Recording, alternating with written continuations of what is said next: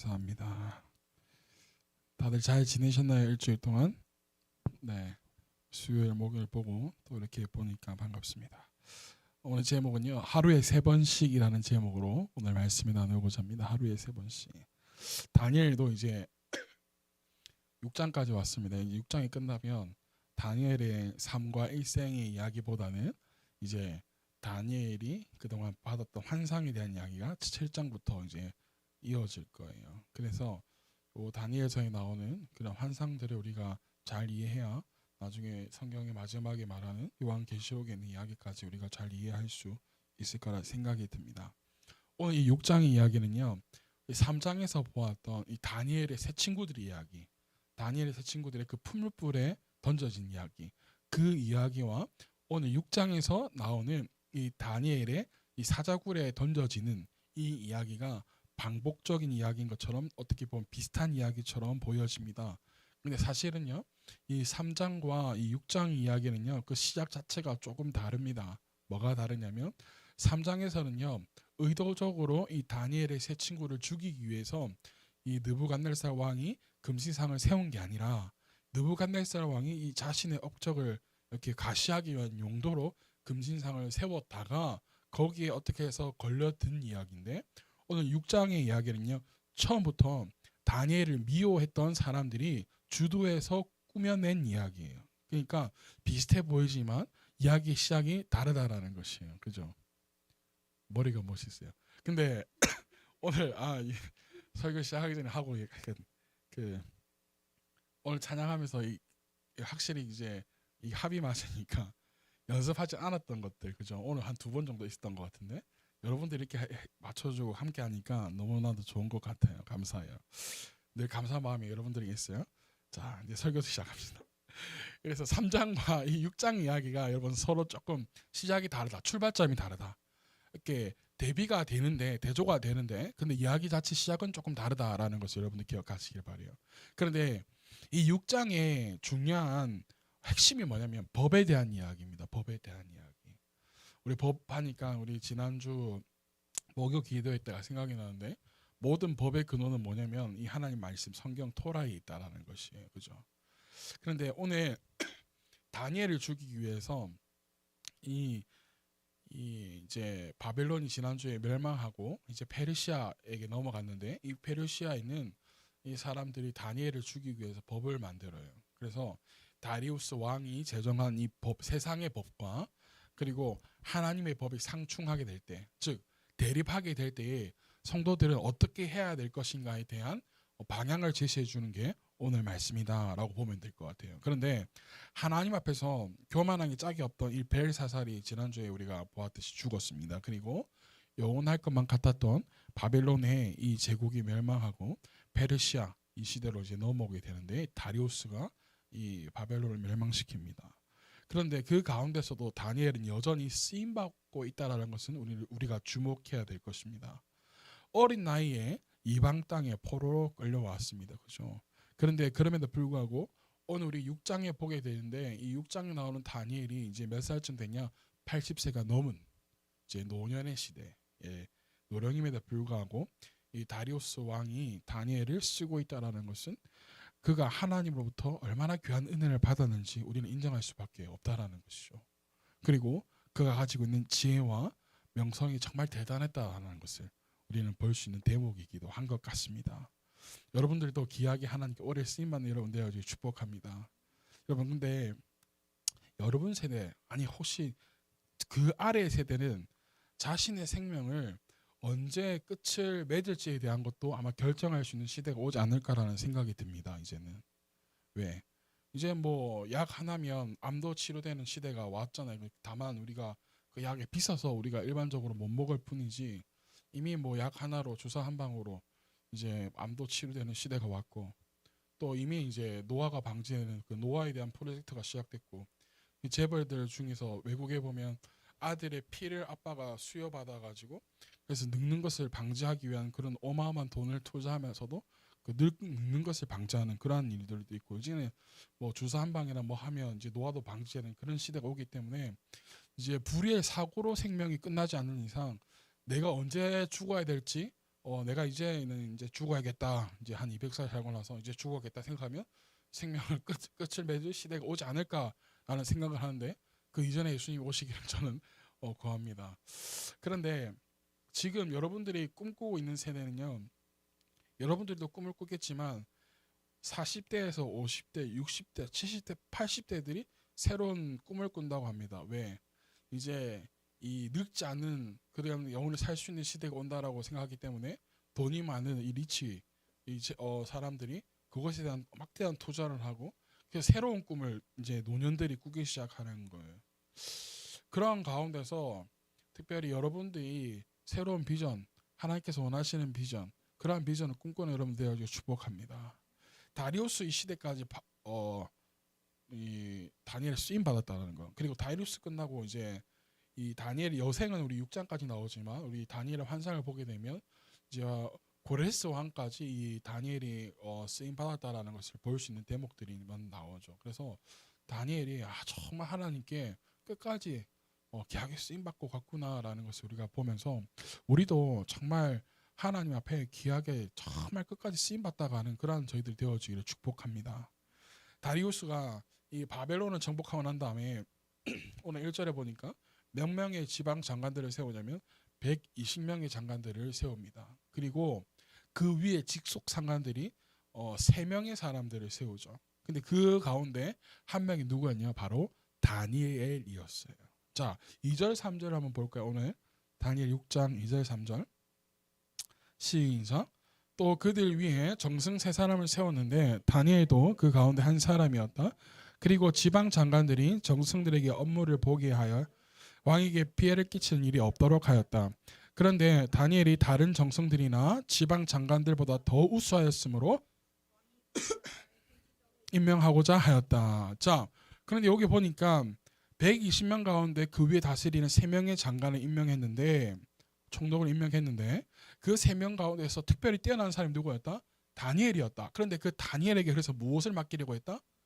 통치권을 맡기려고 했다. 나라의 모든. 그러니까 제2인자로 삼는다라는 것이죠. 왕 대신에. 그러니까 4절에 보니까 어떻게 하냐. 자, 4절 읽어볼까요? 시작.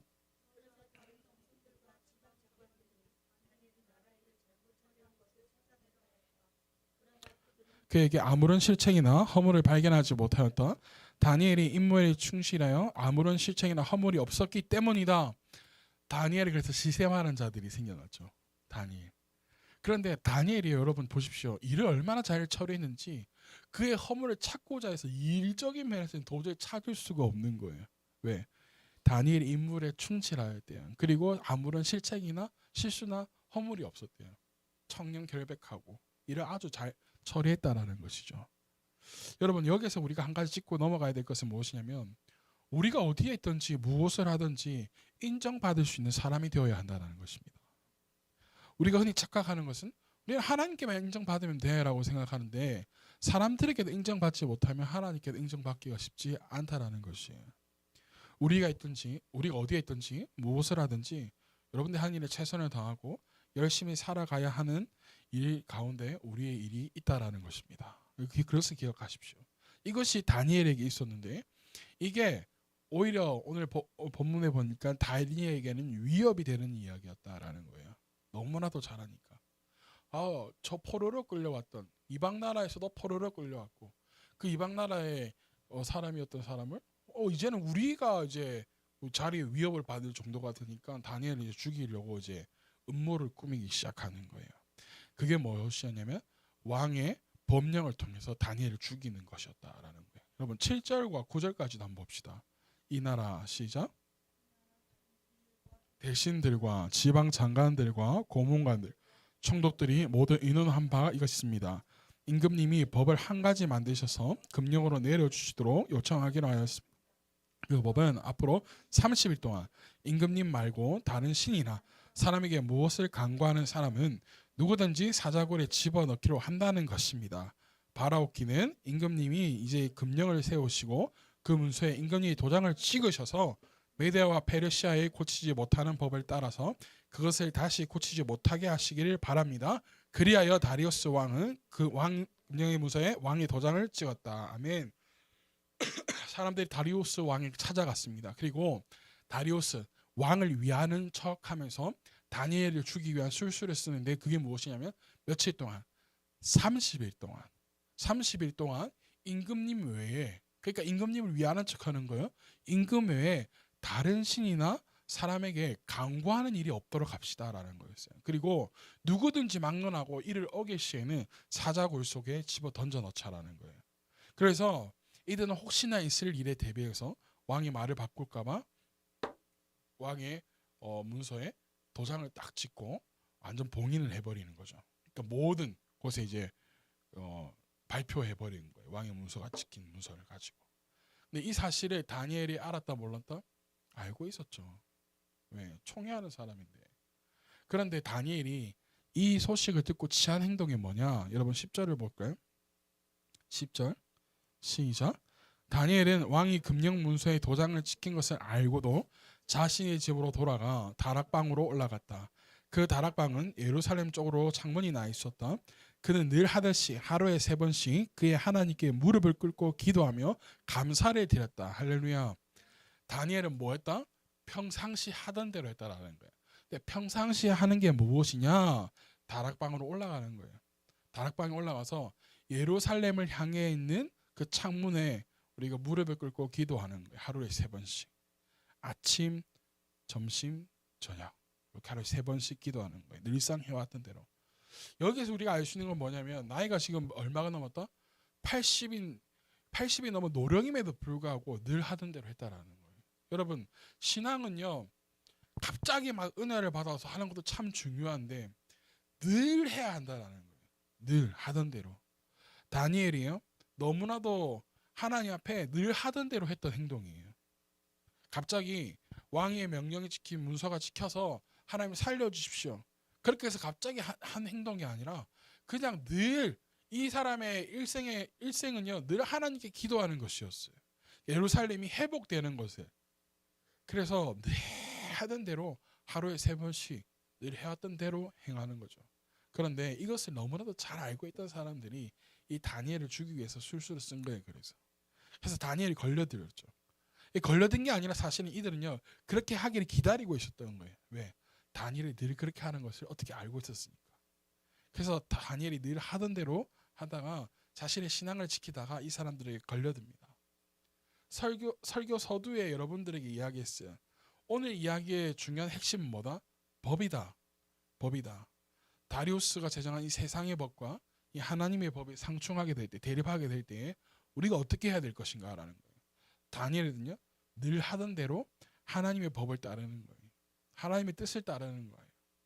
늘 하던 대로 자신의 신앙을 지키는 거예요. 이것을 택한 거예요. 다니엘은. 우리에게 중요한 것은 무엇이냐면 세상의 법도 중요하지만 하나님의 법이 중요한 것입니다. 하나님의 뜻이 중요한 것입니다. 근데 여기에 절대적으로 여기에 윤리적인 잣대도 들이대서는 안 되고 우리의 상황과 여건도 들이대서는 안 돼요. 여러분. 동성애자들을 향해서 어떤 목사님이 말씀을 전할 때 이런 말을 합니다. 무슨 말씀을 하시냐면 우리가 대답해 줄 수 있는 것은 무엇이냐면 하나님의 말씀, 성경 말씀이 필요한 사람들의 비위를 맞추기 위해서 성경 말씀, 하나님의 말씀을 수정할 수 없다라는 거예요. 여러분 하나님의 말씀 절대 우리가 우리의 필요에 따라 수정할 수 있는 게 아닙니다. 윤리의 잣대로 바꿀 수 있는 게 아닙니다. 하나님 말씀은 언제나 변함없이 1.1핵 변함없이 지켜져야 하는 것이에요. 그래서 다니엘의 이러한 행동을 목격한 사람들이 왕에게 달려가 다니엘을 고발하고 사자굴 속에 던지기를 요청합니다. 우리 12절과 13절도 볼까요? 12절 13절 시작. 그들이 왕에게로 나아가서 다니엘을 고발하려고 왕에게 금령을 상기시켰다. 앞으로 30도 임금님 외에 다른 신이나 사람에게 무엇을 강구하는 사람은 무엇이든지 사자굴 속에 던지기로 하지 않으셨습니까? 왕이 그의 일은 고칠 수 없다. 그것은 메대와 페르시아의 법을 따라 확정된 것이다. 그들이 왕에게 아뢰었다. 임금님, 유다에서 잡혀온 다니엘이 임금님의 무시하고 또 임금님의 도장이 찍힌 금령을 무시하여 하루에 3번씩 기도드리고 있습니다. 이렇게 고발하는 것이에요. 이게 왕을 찾아가서 다니엘을 고발합니다. 그런데 다니엘을 고발하면서 3가지 이유를 들이댑니다. 몇 가지 이유요? 세 가지 이유요. 13절에 보면 그게 나오죠. 임금님, 유다에서 잡혀온 다니엘. 첫째는 뭐냐면 다니엘은 유다에 속한 사람이라는 거예요. 페르시아에 속한 사람이 아니라. 그리고 둘째는 뭐냐면 임금님을 뭐했다? 왕을 무시했다라는 것입니다. 그리고 세 번째는 뭐예요? 임금님의 도장이 찍힌 금령을 무시했다라는 것이, 이 세 가지를 고발하는 겁니다. 그토록 왕이 아끼는 다니엘이 옴짝달싹하지 못하게 다니엘을 고발한 것이, 왜? 왕이 도장을 친히 찍은 그 금령을 어겼다는 것이죠. 그래서 자신의 법안이 이 정한 법안에 다리우스가 옴짝달싹하지 못하게 된 거예요. 다니엘 어떻게 구원해 줄 수가 없어요. 14절을 볼까요? 14절 시작. 왕은 이 고발을 듣고 몹시 괴로워하고 다니엘을 구원하려고 마음을 쓰며 해가 질 때까지 온갖 노력을 다했다. 왕이 어떻게 해요? 다니엘을 구하기 위해서 어떻게 방법을 알아보지만 어떻게 바꿀 수 있는 방법이 없는 거예요. 메데 페르시아의 법으로는 어떻게 변경할 수가 없어요. 왜? 자신이 금령에 찍은 이 도장이 찍은 이 법을 발표했는데 자신이 이것을 수정하게도 왕의 위신이 서지도 않고 여러 가지 것들이 봐죠. 그러니까 다니엘을 그대로 사자굴 속에 던져 놓을 수밖에 없는 거예요. 그런데 사자굴 속에 던져 놓았는데 이 다리우스가 다니엘을 얼마나 아끼고 사랑했는지 여러분 보실래요? 18절을 볼까요? 18절 시작. 그날 밤을 뜬 눈으로 지새우며 먹지도 마시지도 말고 즐거운 일을 아무것도 하지 못했다. 어떻게 했다고요? 먹지도 마시지도 않고 즐거운 일을 아무것도 하지 못하고 뜬 눈으로 밤을 뭐 했다고요? 지새웠대요. 얼마나 다리우스 왕이 다니엘을 아끼고 그를 존중했는지, 얼마나 귀하게 여겼는지 알 수 있는 점. 그죠? 차마 자신이 정한 법 때문에 다니엘을 구원해 주지는 못하지만 사자굴 속에 던져진 그 다니엘을 향한 그 마음, 뜬 눈으로 밤을, 왕이 뜬 눈으로 밤을 세우는 그러한 일이 있었다는 거죠. 그리고 20절, 드디어 이 뜬 눈으로 밤이 지새워지고 밤이 지난 다음에 아침 일찍 왕이 다니엘에게 있는 그 사자굴 속 앞으로 달려갑니다. 20절 읽어볼까요? 시작. 그굴 가까이 이르러서 왕은 슬픈 목소리로 외치며 다니엘에게 말하였다. 살아계신 하나님의 종 다니엘은 들으시오. 그대가 늘 섬기는 그대의 하나님이 그대를 사자들로부터 구해주셨어? 하고 다니엘 있는지 흐느끼며 오는 거예요. 자신은 허공에다 대고 다니엘이 죽을 것이라 생각하면서 다니엘을 불러보는 거죠. 근데 다니엘이 대답합니다. 그 굴속 안에서 21절과 22절을 읽어봅시다. 시작. 다니엘이 왕에게 아뢰었다. 나의 하나님이 천사를 보내셔서 사자들의 입을 막으셨으므로 사자들이 나를 해치지 못하였습니다. 그것은 하나님 앞에서 나에게는 죄가 없다는 사실이 드러났기 때문입니다. 임금님, 나는 임금님께도 죄를 짓지 않았습니다. 와, 다니엘이 뭐 했어요? 살아 있었어요. 할렐루야. 아멘. 하나님이 뭐래요? 천사를 보내셔서 사자 입을 틀어 막으셨대요. 그래서 사자가 자신을 해치지 못했대요. 저는 살아 있습니다. 라는 거예요. 그리고 이제 반격이 시작되는데요. 다리우스 왕이 이 다니엘을 죽이기 위해서 흘뜯는 자들, 다니엘을 죽이기 위해서 이렇게 음모를 꾸민 자들을 사자굴 속에 던져버립니다. 24절입니다. 시작. 왕이 명령을 내려서 그들과 그 자식들과 그 아내들을 사자굴 속에 던져 넣으니 그들이 굴 바닥에 닿기도 전에 사들이 그들을 움켜서 그 뼈까지 부서뜨렸다. 어떻게 됐어요? 자신만 죽는 게 아니라 이 다리우스 왕도 무지막지한 사람이에요. 그들만 죽인 게 아니라 그들의 자식들과 아내들까지 넣어버렸는데 사자들이 어떻게 했대요? 그 뼈까지 다 부서뜨려 버렸다. 죽여버렸다는 거죠. 여러분, 저는요 좀 상상을 해봤어요. 어떤 상상을 해봤냐면 사자가 얼마나 굶주렸을까요? 여러분, 이러한 이제 사람을 던져주는 사자 굴속 안에 사자를 맨날 풍족하게 먹였을까요? 저는 절대 아니라고 보거든요. 어느 정도 배고플 만하게 늘 관리하지 않았을까? 먹이는 주지만 언제든지 할 수 있는. 그런데 너무나도 생긴 이 다니엘이 왔는데 사자가 먹지를 못하는 거죠. 얼마나 배고팠을까요? 막 침을 막 질질 막 흘리고 있지 않았을까요? 와, 막 저걸 먹고 싶은데 막 먹지를 못하는 거죠. 막 사자가 어떻게 막 하지 못하는 거예요. 먹고 싶은 하는데, 그러니까 다니엘이 나고 난 다음에 그 사람들 보니까 냅다 달려가지고 그냥 막 하지 않았을까라는 생각을 하기도 합니다.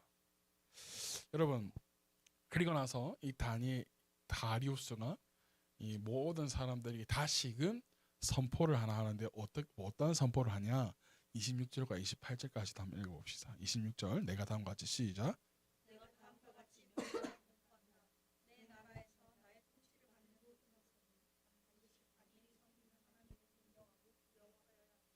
살아계신 하나님이 영원히 다스리신다. 그 나라를 멸망하지 않으며 그의 권세는 무궁하다. 그는 구원하기도 하시고 건져내기도 하시며 하늘과 땅에서 표적과 기적을 행하시는 분 다니엘을 사자의 입에서 구하여 주셨다. 바로 이 사람 다니엘은 다리우스 왕이 다스리는 동안 페르시아의 고레스 왕이 다스리는 동안 잘 살았다. 할렐루야. 다리우스 입에서 뭐라고 나요? 살아계신 하나님이라고 고백되어집니다. 아멘. 그리고 그는 구하기도 하시고 건져내기도 하시고 뭐 한다고요? 하늘과 땅의 표적과 기적을 행하시는 분이라고 하나님을 높여드립니다. 여러분, 법을 어긴 것은 상당히 잘못된 일이죠.